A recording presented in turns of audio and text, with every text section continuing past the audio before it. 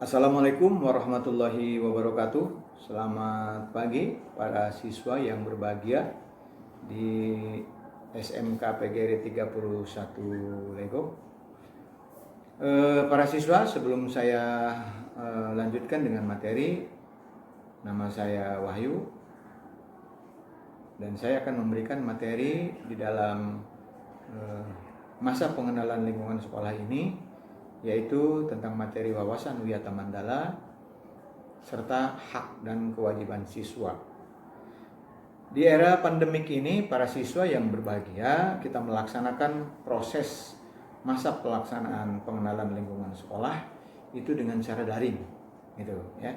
Dengan cara daring, saya melaksanakan di sekolah dan kalian semuanya ada di rumah. Mudah-mudahan ini lebih optimal bisa kita laksanakan. Baik para siswa yang berbahagia, kita mulai dari wawasan Wiyata Mandala. Kita ketahui bersama wawasan Wiyata Mandala itu ada 3 kata atau boleh dijadikan 2 kata. Wawasan dengan Wiyata Mandala. Di mana pengertian wawasan adalah pandangan atau cara pandang atau penglihatan. Sedangkan Wiyata Mandala adalah lingkungan sekolah atau lingkungan pendidikan. Jadi kalau kita gabung, wawasan Wiyata Mandala adalah cara pandang atau pandangan seorang siswa tentang lingkungan pendidikan sekolah dalam proses pembelajaran. Kira-kira seperti itu. Nah, berarti dengan wawasan Wiyata Mandala ini, berarti kita mengenal lingkungan sekolah. Sehingga ketika kalian melaksanakan pendidikan atau proses pembelajaran baik secara daring yang dilaksanakan pada kesempatan ini maupun tatap muka nanti, itu kalian terlebih dahulu mengenal dulu lingkungan sekolah. Di antaranya berkaitan dengan sarana prasarana sekolah, kemudian struktur organigram mulai dari pimpinan sekolah sampai dengan tingkat yang paling bawah. Itu harus kalian laksanakan gitu, dan harus kalian ketahui sebelum ada proses pembelajaran secara tatap muka atau mengenal satu dengan lainnya. Nah itu. Nah kemudian di dalam wawasan Wiyata Mandala ini yang tidak kalah pentingnya adalah wawasan Wiyata Mandala bisa kita wujudkan tentunya dengan beberapa peran. Gitu. Siapa yang punya peran di dalam pelaksanaan wawasan Wiyata Mandala ini? Yang pertama tadi yang telah saya sebutkan adalah kepala sekolah sebagai leader di SMK PGRI 31 Lego. Pimpinannya adalah kepala sekolah, yaitu Dr. Andes Muhammad Apiti MPD. Yang keduanya Dewan Guru, yang kurang lebih ada 65 personil yang ada di SMK PGRI 31. Salah satunya adalah saya. Kemudian yang ketiganya adalah peran dari pegawai atau tenaga non pendidikan ya, pegawai juga berperan. Yang keempatnya adalah siswa. Ada kepala sekolah, ada guru, ada pegawai atau tata usaha maksud saya. Dan kalau tidak ada siswa tidak mungkin proses pembelajaran akan berlangsung. Nah, siswa sebagai subjek yang dilaksanakan itu merupakan peran yang penting juga. Ditambah yang terakhir, yang kelima adalah peran orang tua siswa atau peran masyarakat. Nah, setelah kelima peran ini ada dalam satu kesatuan atau kebersamaan, insya Allah perwujudan tentang wawasan Wiyata Mandala akan dapat diraih dan proses pembelajaran baik secara daring maupun tatap muka insya Allah akan didapatkan dan tujuan pembelajaran tentunya bisa diwujudkan. Nah, ini gambaran secara global tentang wawasan Wiyata Mandala, begitu ya.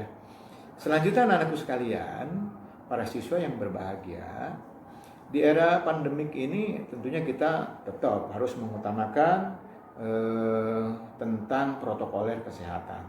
Nah, kaitannya dengan protokoler kesehatan modal utama yang berkaitan dengan proses pembelajaran. Untuk itu jangan dilupakan itu, ya. Dimanapun kita berada dan kapanpun kita melaksanakan aktivitas.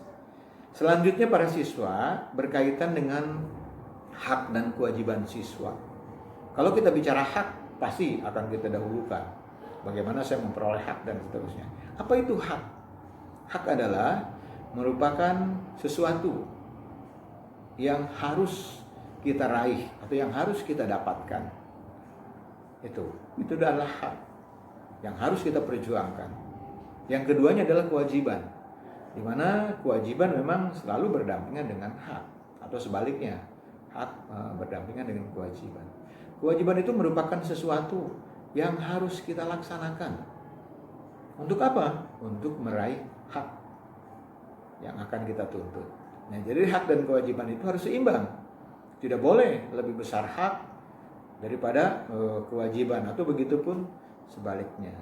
Begitu ya. Jadi antara hak dan kewajiban harus balance, harus seimbang, begitu ya. Nah, kemudian kira-kira kalau misalkan kita melihat di hak daripada siswa yang ada di sekolah, apa saja yang merupakan hak? Yang pertama, tentunya hak bagi siswa adalah untuk mendapatkan pendidikan atau pengajaran. Tuh. Yang keduanya, hak untuk siswa itu adalah menggunakan fasilitas yang ada di SMK PGRI 31 Legok ini. Apa saja diantaranya? Banyak. Ada lab komputer, kemudian dari 3 jurusan ya, OTKP, AK, dan TKJ. Itu adalah merupakan hak bagi kalian untuk mendapatkan fasilitas itu atau menggunakan fasilitas itu. Selain daripada itu juga fasilitas untuk olahraga dan lain sebagainya. Begitu ya. Itu kaitan dengan sarana. Yang selanjutnya, kalian juga punya hak untuk menjadi siswa yang punya prestasi. Tentunya harus naik kelas. Naik kelas itu hak kalian, gitu. Tetapi kembali dari berbagai macam hak yang ada, ya, kalian harus memahami bahwa hak itu akan didapat ketika kalian bisa melaksanakan kewajiban. Menuntut hak tanpa kewajiban tidak mungkin bisa kita dapatkan. Untuk itu ada kewajiban yang harus dilaksanakan. Apa itu kewajiban seorang siswa? Di antaranya adalah tadi, kalau kita mendapatkan hak untuk pengajaran berarti punya kewajiban untuk mematuhi tata tertib sekolah. Itu penting karena disiplin merupakan dasar atau fondasi untuk meraih prestasi yang akan datang. Gitu. Ya, berarti mematuhi tata tertib sekolah. Yang selanjutnya adalah menggunakan fasilitas sekolah yang tadi dengan baik, bukan merusak, gitu. Jadi fasilitas yang diberikan sebagai hak siswa harus dipelihara dengan baik, begitu ya. Yang ketiganya adalah menghargai dan menghormati Bapak, Ibu guru atau seluruh personal yang ada di SMK PGRI 31 Legok ini. Nah, antara lain itu masih banyak kewajiban yang harus kalian laksanakan.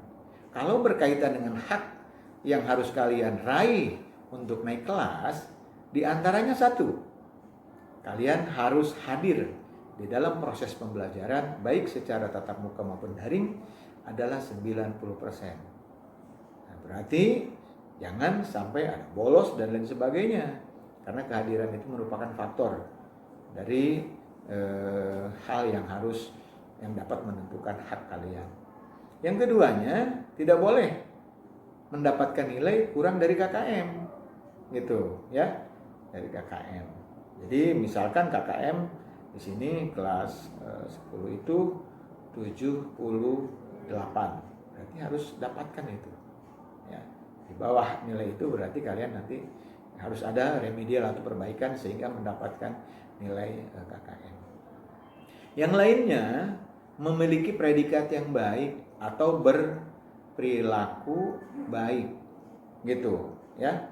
Nah, makanya berkaitan nanti dengan pendidikan karakter, begitu. Nah, kalau kalian sudah dapatkan itu, insya Allah hak-hak yang ada yang akan kalian tuntut akan kalian dapatkan. Kenapa? Karena sudah melaksanakan kewajiban.